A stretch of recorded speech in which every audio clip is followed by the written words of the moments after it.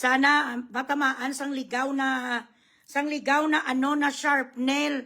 Ikaw, butigon kaging bilatsing iloy mo ka nga pagka-presidente ka. Kahit isa lang sana sa ulo mo bala. Ang bilatsing iloy nyo da sa Pilipinas. Manila Times nga mga butigon. Sinungaling. Numero 1, mga sapat kamo. Anong pinagsasabi nyo? Madam Manila Times 10 hours ago, President Ferdinand Marcos Jr. on Sunday said Filipinos in the Middle East have been moved to safe locations. Ay, abaw! Bilatsing iloy! Sa diin na bed, safe location! Ang bahay namin ay safe location na! Ang mismong lugar namin dito, safe location, ewan namin sa iba. Doon sa Israel maraming putok. Pero dito, sa amin sa United Arab Emirates, hindi namin kailangan dito magchararat. Walang chararat dito. Butigon ka. Most of them staying in designated bomb shelter ay abaw. Bilatsing iloy. Ang andi and dampe. Legit nga balita. O sige, ituro sa amin ang location. Saan ang longitude kag ang latitude? Nang sinasabi mo, diin nga bomb shelter. Kabutigon si mo, bilatsing iloy. May taga-embassy na bumili dito sang isa kayo diputa kakwiba, tapos doon papasukin ang mga Pilipino sa iba't ibang lokasyon na ano-ano kay mo BBM-an. Naga-dreaming for nothing sa ang mga Pilipino following, staying in designated bomb shelters following exchange of airstrikes involving, ay, botegon, sinunggaling, bakakon. Nag-move. Wala kami gani may makuha dito kay tubig. Galing sa Philippine Embassy. Ba't kayo sinungaling mga putang ina nyo? Wala malang gani din nag-check sa amin or may nagarobing. Wala malang may nagarobing ng Philippine Embassy. Nagakwan sila, nag-announce o kunyari sa kanilang Facebook page. Andito kami ngayon sa ganitong lugar.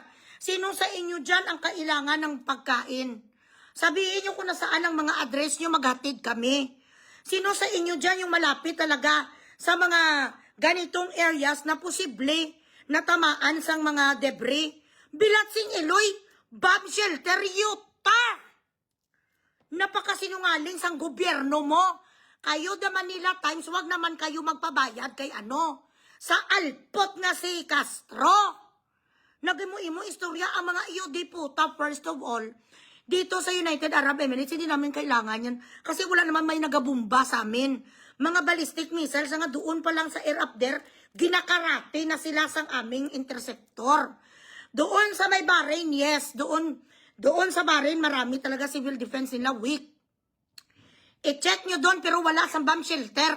Kasi marami akong update sa GC ko. Sa mga anak ko na doon nakatira. Sa Qatar, si Nathan, wala.